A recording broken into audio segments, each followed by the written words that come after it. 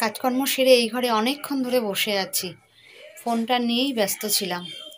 এমনকি সোয়েটারটা যে পরবো সেটাও মানে আলিস্যি লাগছিল, কিন্তু ঠান্ডা লাগছে, প্রচণ্ড ঠান্ডা লাগছে। তারপরে এই শালটা গায়ে দিলাম, মনে হচ্ছে জ্বর আসবে, মানে কাঁপুনি দিয়ে ঠান্ডাটা লাগছে। আর শরীরটা গরম হয়ে আছে, মানে জ্বরটা আসবেই। ঠান্ডাও লাগছে, মানে ঠান্ডা লেগে গেছে অলরেডি।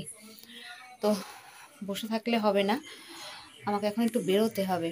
বেরোবো মানে কাছেই বেরোবো, কাছেই যাব, যেতেই হবে, তাই জন্যেই বেরোবো। তা না হলে আমি বেরোই না, খুব দরকার না হলে বেরোই না, কিন্তু আজকে বেরোতেই হবে। তো কোথাও বেরোনে এই ঠান্ডার সময় মানে একটা আলিস্যি লাগে, আবার জামা কাপড় পরা, তারপরে বেরোনো। কি যে ঠান্ডা পড়েছে কি বলবো, আর ভাল লাগছে না। পাগুলো তো কিছুতেই আমার এখনো পর্যন্ত গরম হলো না, এতক্ষণ এই ঘরে বসে আছি কিন্তু এখনো পর্যন্ত পাগুলো গরম হলো না। ঠান্ডা, হাত পা দুটোই ঠান্ডা।